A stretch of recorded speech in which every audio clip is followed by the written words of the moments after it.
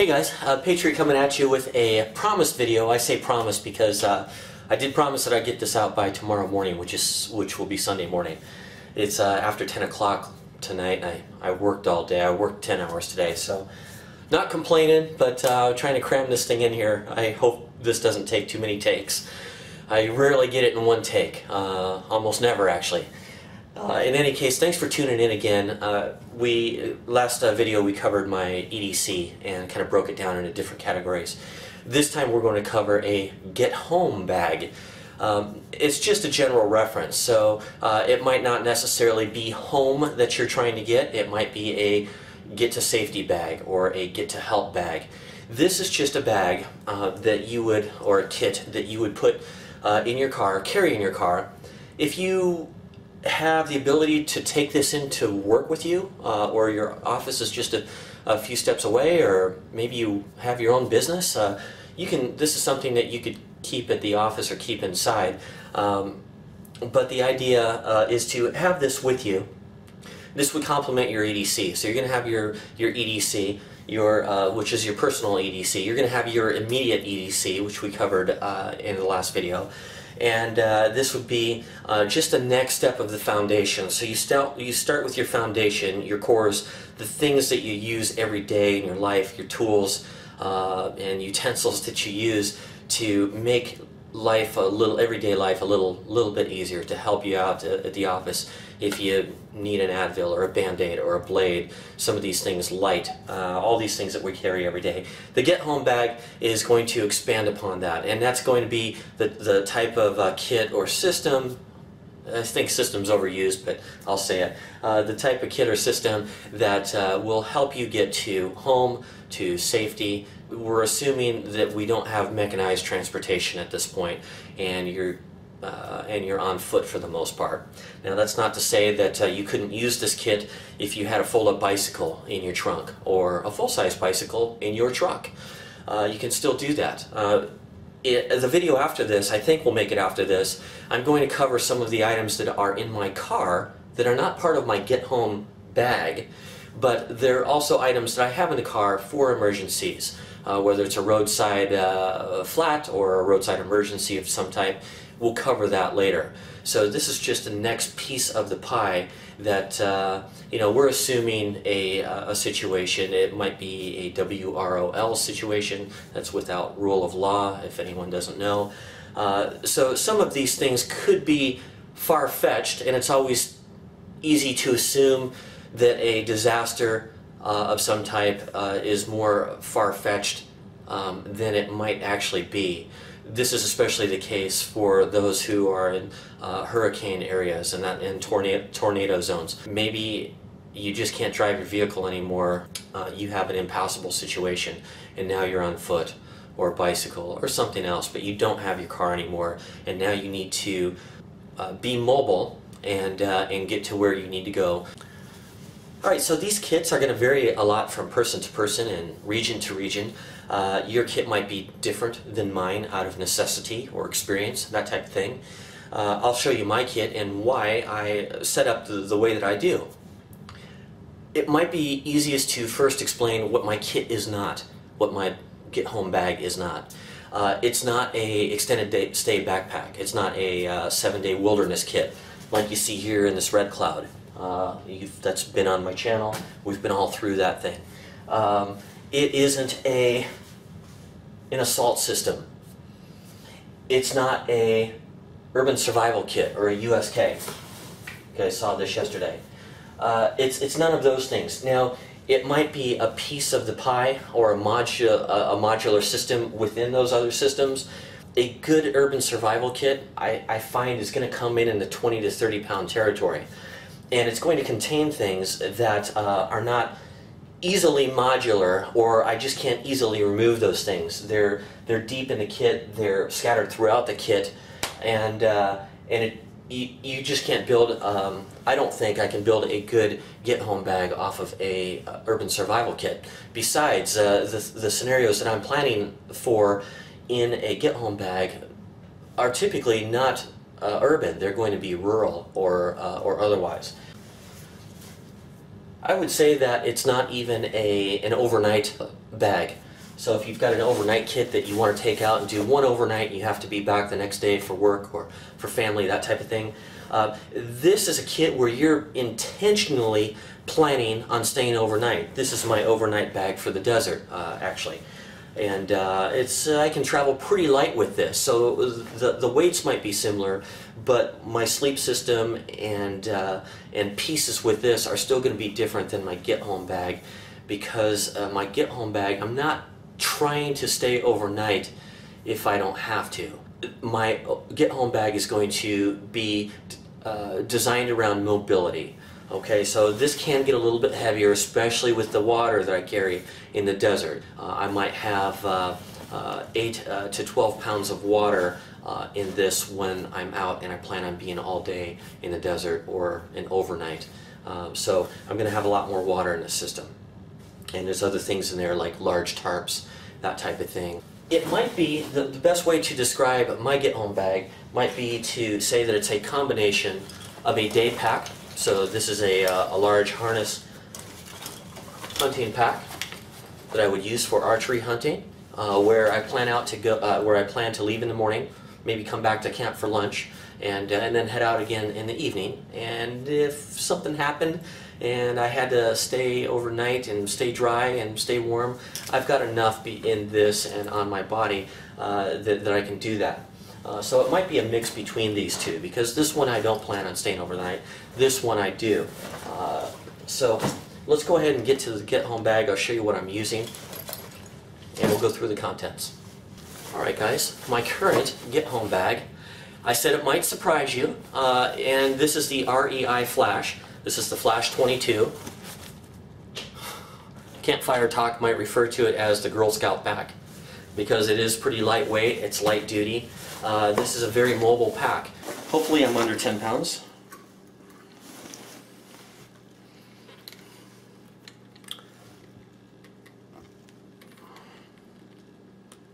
Actually, I cannot see what it is. What am I, right about 9 pounds? Okay, so that's my base kit is about 9 pounds. You'll notice as we go through this, the REI is not a heavily compartmentalized pack as you would see in some of your Maxpedition or 511 gear, some of those packs that are very utility oriented and have a lot of pockets and pieces. This doesn't. I can't remember the empty weight on this, but I want to say it's about, I don't know, 6 or 7/10 of a pound, so it's not real heavy. I believe it's under a pound. So let's go ahead and start with just this top flap. So we've got a flap secured by a single buckle here, and in the top flap I've got a couple things. So let's start with that.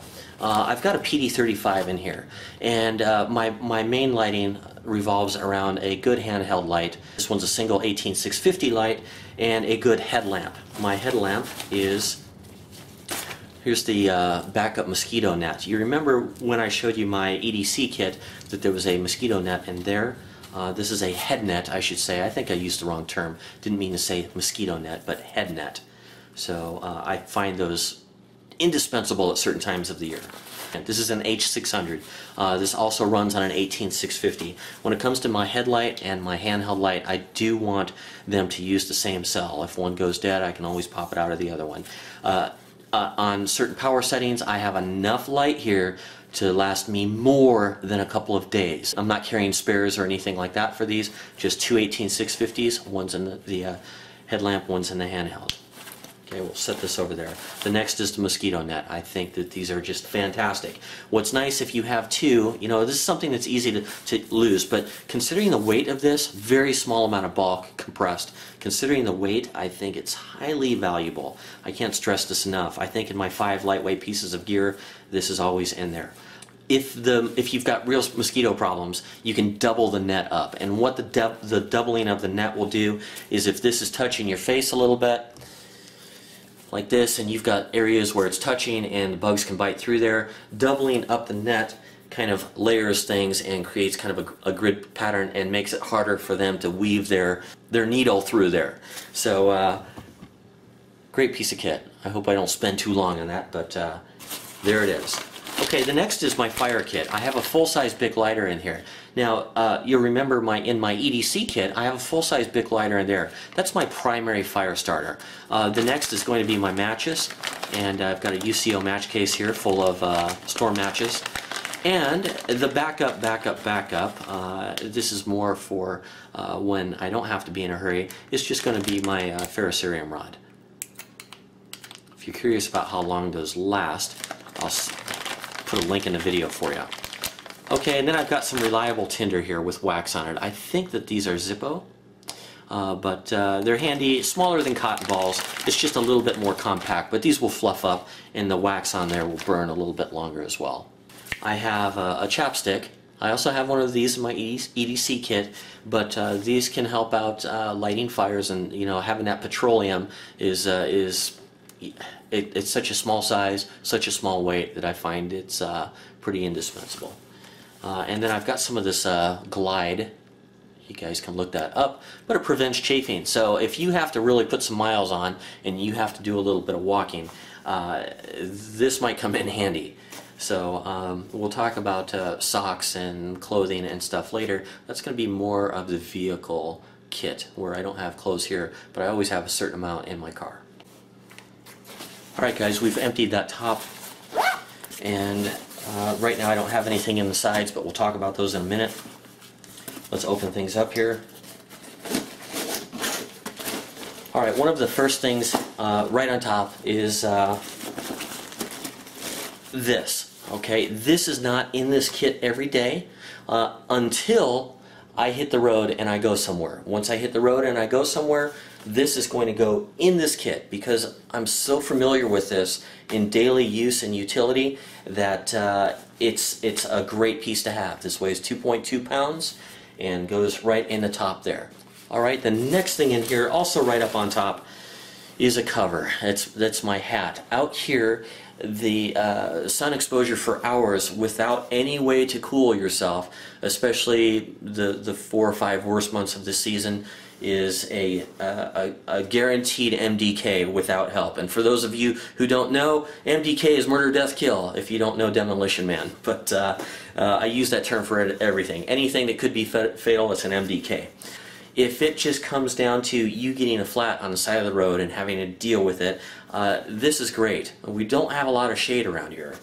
Having that cover, getting that thing on your head, and limiting that exposure to your head is going to be a big benefit. Alright, the next thing here in the kit is just a set of work gloves. Okay, these are have some use on them, but they're my go-to, one of my go-to gloves. My other ones are the ones that don't have the Velcro on here, and they're holding up really well. We might have to do a video. So I've got a good set of gloves, and I've got a hat. That's going to cover a lot of need right there. I do have a small zipper pocket on the inside, so let's go ahead and cover that. This is a little bit redundant. I've got a set of Gorilla Grip gloves in here. This is so light and compact, it kind of fits along the same lines as the head net, head net. It's great to have a pair of thin light gloves. Maybe I don't need, sometimes, you know, it's pretty warm here most of the time, so sometimes I don't need this on my hand, but if I'm trying to cover up from bugs and mosquitoes, this is going to take care of the hand portion. Again, we'll talk more about clothing in the vehicle kit.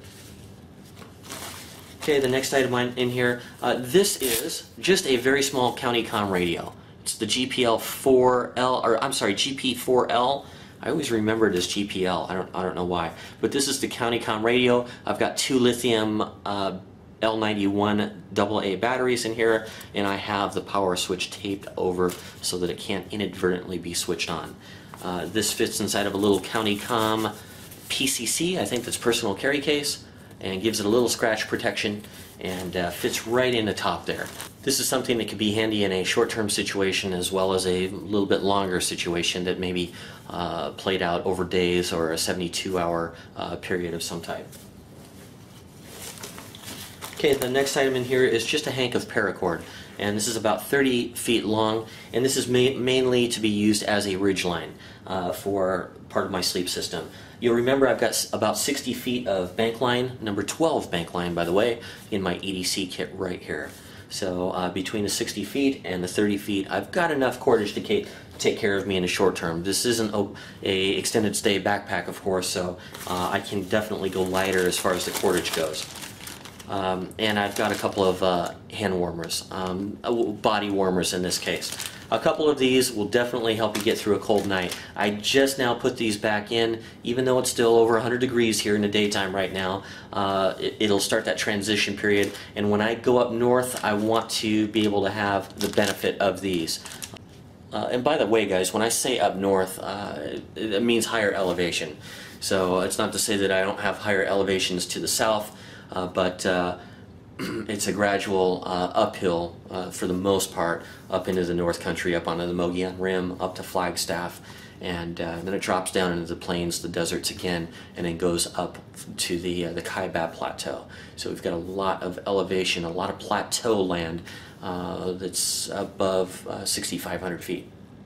And it can get pretty chilly at night, especially on some of those plateaus that you approach 8,000 feet or more. Let's go to this. Alright guys, you'll notice that this water bottle is not full. I do have like a GSI mug. I don't know if this is GSI, but it's similar. It's stainless steel. I don't have anything extravagant for boiling water because that's not going to be my primary way of disinfecting water if I need to. I've got a little bit easier way of doing that, and because of the temperature here, a single cup of water will warm you up in the wintertime, but you cannot drink a volume of even warm water here, at least hotter than your body. It's going to transmit that heat right into your core, and it's real easy to get heat stroke when you have no way of cooling down. This is just for cold season if I need a cup of hot chocolate or something, or make a quick tea of some type. Alright, inside my empty Nalgene bottle is this. This is a Sawyer Mini, and I've got a little tube extension, a little drinking straw on there, and you'll notice that I also have some potable aqua tabs in there. There's not many. I think that there's 6 or 8, and that's just going to be for short term. That's if you have to get water in you fairly quickly, and you collect water, you want to put the tabs in there and start disinfecting right away because it can take a little while. Okay, so pretty simple system. Alright, there's the Sawyer Mini right there. Also in here is the bag to force water through. So if I have container, I can force water through this bag, through the filter, into a container, or into a container. So we'll cover those water bottles there in a little bit. But all of this fits inside of here. Now, I don't keep this full because I do use this for storage, and I can get this full enough in a moment's notice most of the time in my life. So if I'm at work, I've got access to water. If something happens and I can't drive home for some reason, and I have to walk to somewhere or walk to safety or get somewhere, I can get water, whether it's a fountain out in the front of the property or something like that, or a nearby canal or something. I can get water, so that's not a problem. We'll talk about different modes of this in just a minute. Okay, let's move on to the next item, and this will get into the sleeping arrangements a little bit. Okay, this is a grand trunk, and I think it's called a single nest. I forgot the terms. I haven't thought about it for a while. And this is a pretty light system. I want to say this is 1 pound. And in this, I have a couple of carabiners that I've replaced the steel ones. It came with steel S-type binders, heavy steel, and I've replaced those with these climbing rated alloy ones. There's one at each end, a black one and a green one. I've also got my tree straps here, which is 6mm cord with knots tied every 8 inches or so to adjust the hang. And this is a great little camp hammock. I've spent many naps in this little grand trunk, and it's quick to put up. Okay, so that's only about 1 pound. It's small. You can see the size right there. Alright, so this is my primary sleep system. Being high and dry off the ground, dry is not typically a problem out here, but to be high off of the ground, away from the critters, it's a lot easier to rest and forget about what's going on in your head. Now where I'm going to be using this is typically going to be heading up to the North Country, where I start having pinyons, junipers, pines, cottonwoods, that type of thing. I don't really have those down here. Down here I'm going to have mesquite trees, I'm going to have palo verde trees, those types of things. The way that those grow, often they don't grow close enough for a hammock. Now you'll have a stand where you'll have some a stand of trees that are close together, but it won't be the main trunk. So you're not going to have main trunks that are typically close together enough to run hammock. So it's usually going to be from a heavy, you want to be in a 3-inch limb territory, 3-inch limb to 3-inch limb if it's not windy, and that's going to give you enough support. Now there are places like that, but it might take a substantial amount of searching in order to do that. So I'm just sharing the desert idea, my desert ideas for the other desert rats out there, and hopefully it's of some interest to what is in your terrain, and maybe you can kind of think about that. Is a hammock a viable option in your terrain? Do you live in the plains? Do you live in a thick forest canopy? This might be perfect for that and not perfect for other areas. Alright guys, the next thing in my bag here is going to be just a tarp. This is a inexpensive Walmart tarp. This is a 5x7. It's not very big, so you have to decide if something like this is going to work for you. It's 7 feet long, which extends past typically my 5.5-foot lay in the hammock. You're curved a little bit in the hammock, so you're a little bit shorter tip to tip. So this is going to cover that, give me about a foot on each end. It's not a lot, but it's typically going to be enough. Now the idea behind this, when you go with something this size as opposed to an 8x8 square or something, is on the 5-foot side you're not going to have a lot of A-frame left. So you're going to have about 2.5 feet on each side, so you're going to run that thing low and tight. So you're going to run that right above the hammock, low and tight. It might be that it's in your face, might not be the most comfortable thing, but if it is sprinkling, if it is raining, or monsooning, which we get here, it should keep you dry if you run this correctly. Now, the wind can shift. You might not have a choice of how you can set up. The monsoons come through and then go away, so you might let the storm pass before even setting up your hammock and trying to keep dry in it. But if you've got a prolonged rain, those are typically going to be a little bit more steady, a little bit more straight down, and running this properly, you can stay dry in this. I've pitched 5x7s before up north just to sit out a quick storm in the hammock. Normally when I get up and I do some shooting or video or testing or whatever, I'll set up the hammock just to keep in practice, throw the tarp up, and if I have to retire to it, it's a little bit more fun to sit in the hammock or lay in the hammock than it is to car. Okay, so sleep pieces, that's what we got so far. Pretty lightweight stuff. Weight, I'll have to annotate it. I'm guessing 6 ounces.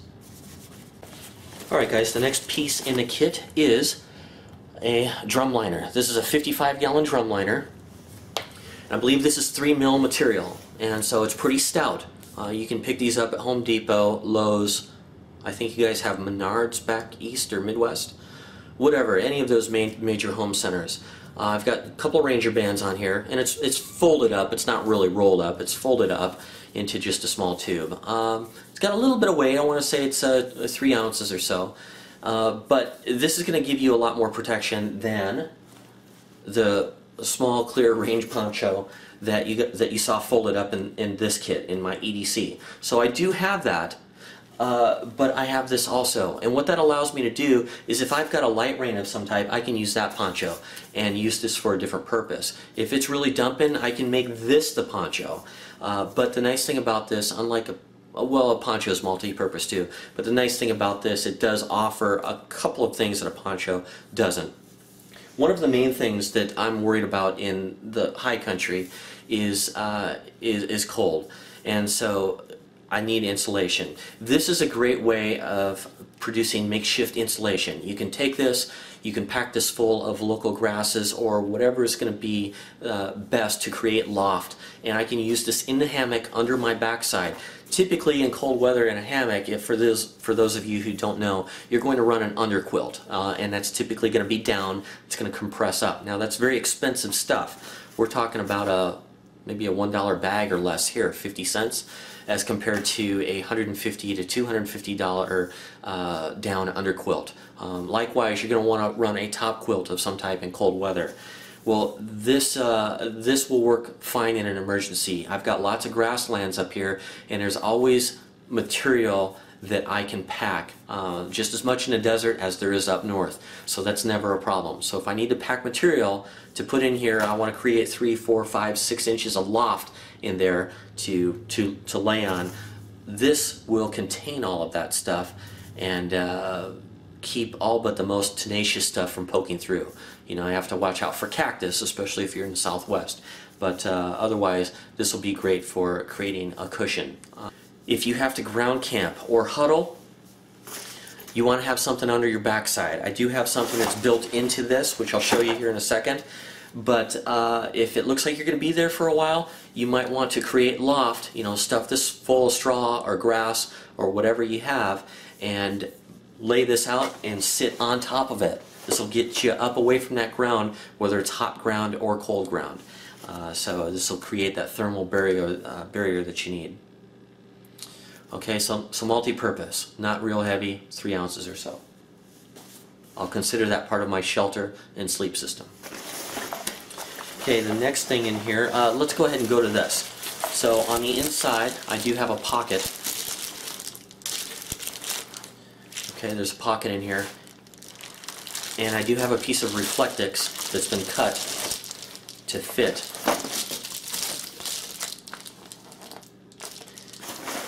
The shape of this pack.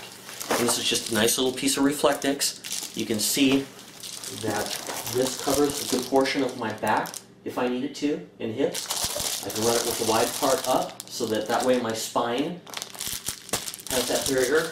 But this will work in the hammock. This will also work under your backside. So if you have to stick that under your butt and huddle, and you don't have time to stuff a drumliner full of insulation, that thing is hot already. I'm telling you, that thing is hot. So this will cool off the hot ground and keep some of that heat from transferring. So this is just a nice little piece of Reflectix. Doesn't weigh nothing, and it fits the form of the backpack. Gives it just a little bit of rigidity. There's a piece of plastic in there as well. This next piece is just a Case Logic case, and inside of this, I have a little Esbit stove. This is the small stove, and see, it's just like it was made for it. In here, I've got 4 tabs. That's it. I'm not planning on boiling a lot of water. Now, if I have to warm up some water to keep myself warm at night, 1 tab will heat one of these to about 185 degrees, depending on outside temperature. It might only be 175 degrees, but either way, it's way hotter than I'm going to drink. Even though it's not going to get to 212 degrees without more than 1 taplet, it's going to get hot enough that over time it will kill the critters in there if you need to. Again, you saw I've got the water tabs and I've got the filters. Okay, so I'm not planning on using heat to make my water safe. Alright, so it's just very small, it's compact, it doesn't weigh a lot. I like that it's self-contained.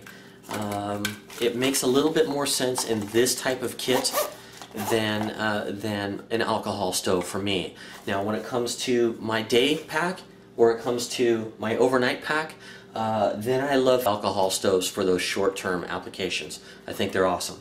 And on the inside, you can see a pocket right here. Okay, and down inside of that, I have 1 super lightweight, I think this is a 6x9 surgical dressing. Okay, so I've got the small items covered with the EDC kit, a few Band-Aids, some antibiotic, some of those small things. Go back and check that out if you want.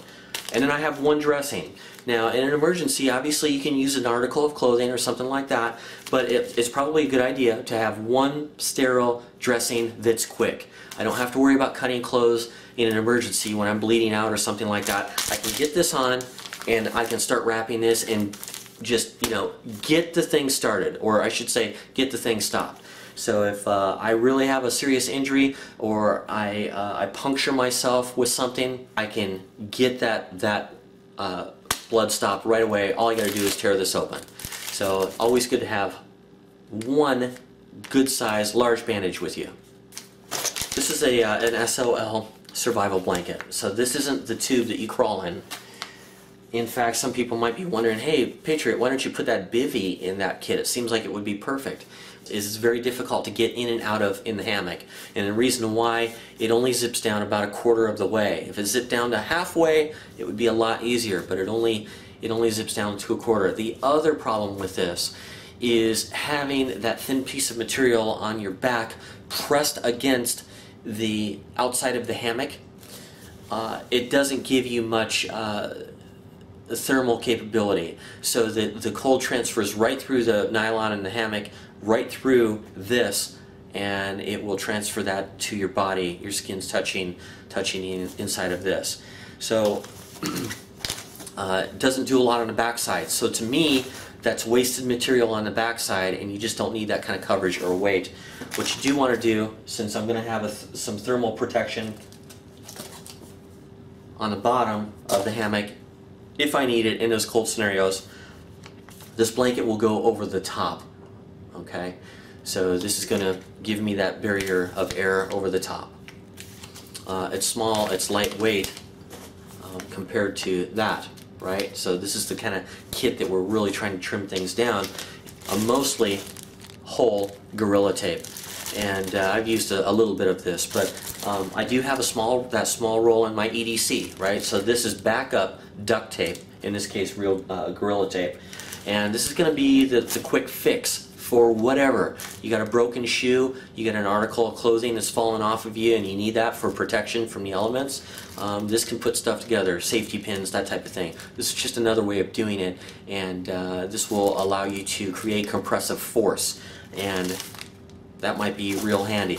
So if I need to bandage myself, it's pretty easy for me to self-secure the end on this and start that thing and pulling it through, whether that's on a leg or somewhere else. Most of the time, if you have the use of your hands, you can manipulate that tape and get it around a surgical dressing of some type. Okay, so just a few, I mean, the uses for this are unlimited. There's just a couple of them. Okay, the remaining items in here is just going to be a quick selection of food. You can see I've got some beefsteak here, I've got an elk stick, and I've got a crowbar. This is just this Super Fruit Slam. I'm not looking to replace every calorie that I burned, because I just can't do that. That will be more for the overnight kit.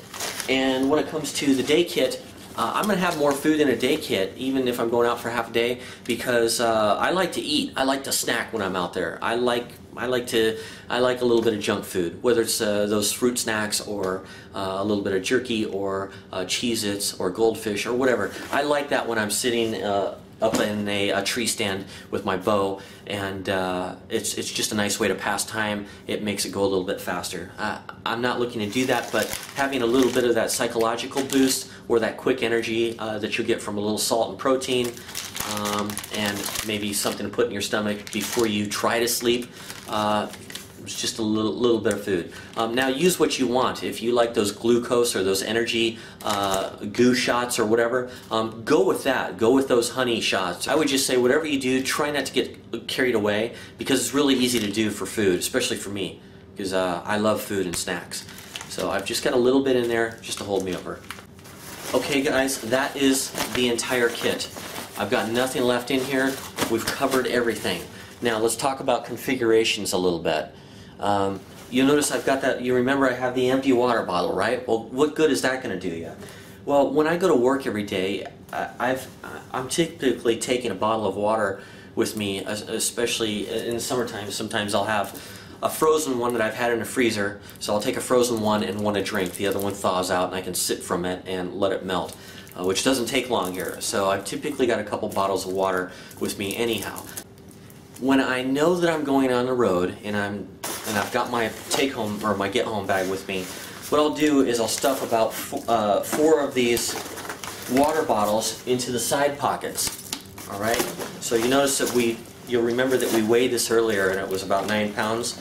This is going to destroy that. It's going to add a lot of weight to it. But when I know I'm going on the road, I'll fill these up with water bottles, sometimes the larger ones, just to give me instant water. And you might, oh hey, you got 4 water bottles, that should be good. Well, realistically, that's about an hour and a half of activity out here. So you really have to be careful of your expenditure certain times of the years and in certain environments. If you have no shade, it's brutal. Now this is very easy to carry over into another topic, but if you have a route that you do regularly and water is very critical to you like it is in my location, you might want to map out reliable water stops are.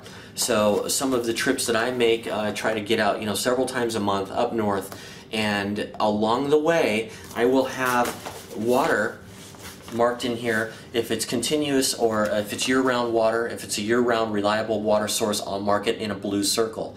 If it's only water part of the time, certain times of the year through the winter and so forth, but not the summer, I'll mark those in red. So along my driving route, I know what way is the closest water as I drive up north on, say, I-17 or up 87 or across 260. I know where the water holes are. I know where the closest points are. That might be something to consider. I know it's a little bit of a side topic there, but since we're talking about water and getting home, it kind of fits in a little bit. All right, so this won't be my carry when I go to work.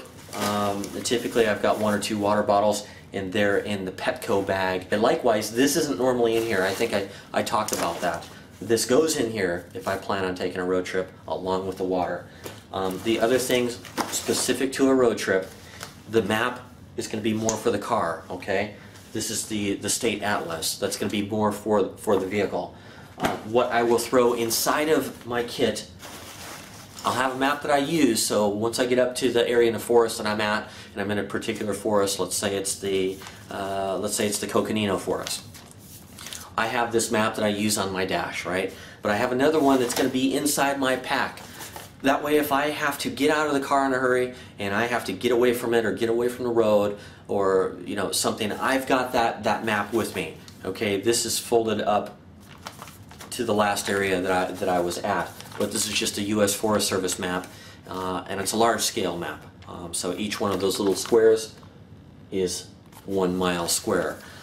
So you have to make sure that the map that you're using is going to be useful. This is good enough for gross navigation to get to your highways, roads, rims, that kind of thing. Rivers, which we don't have much of out here. This isn't normally in here. This is just something that I throw in if I'm going there, because I can't have a backpack full of maps. If I go to the Tonto Forest, I'm going to have a Tonto map. If I go to the Sitgraves National Forest, then I'll have the Sitgraves National Forest map. Okay, the other piece that I would carry and throw in when I'm going out on a road trip, along with the water bottles, is my GPS. This is a Garmin GPS Map 76S. I've had it for a long time now. It does everything I need it to. It's power efficient, has a decent display that's not color. It doesn't need to be.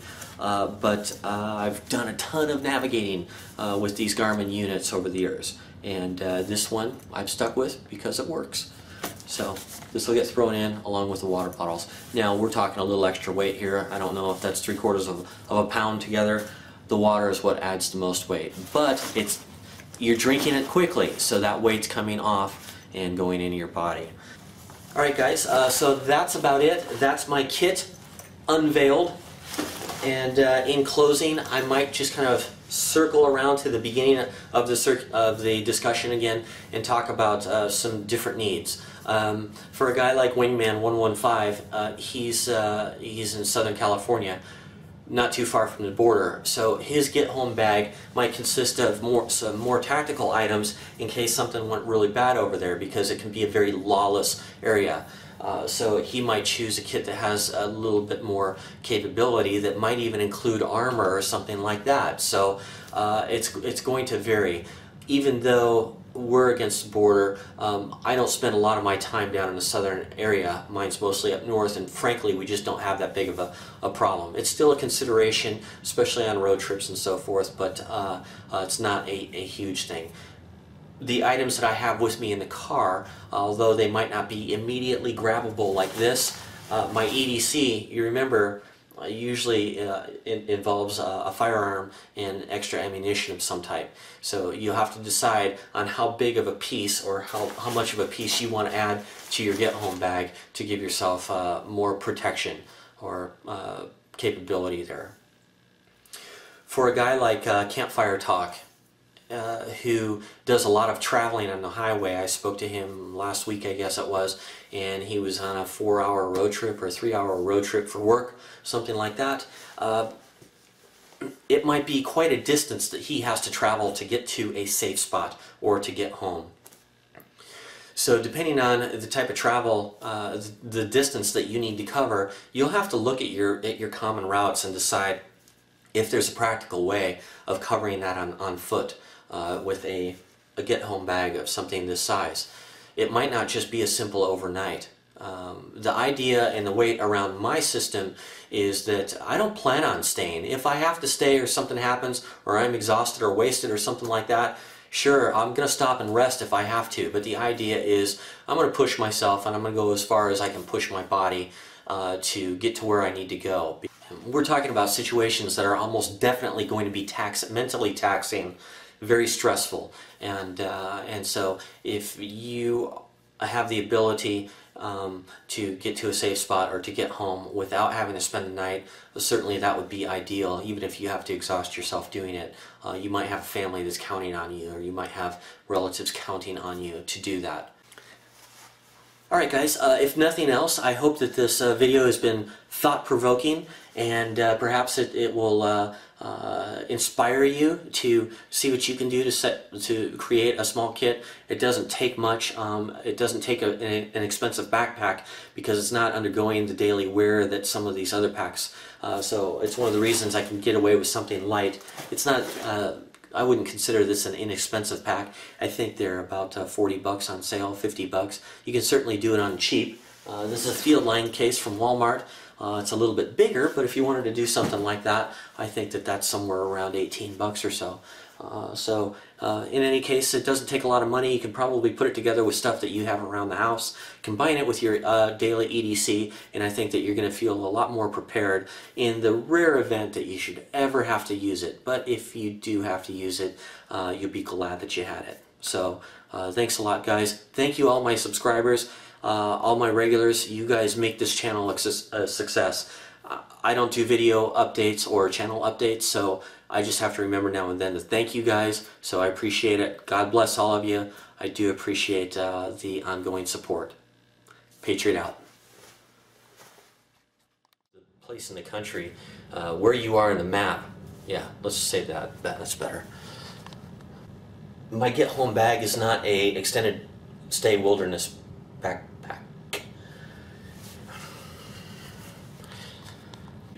To think and work through these things.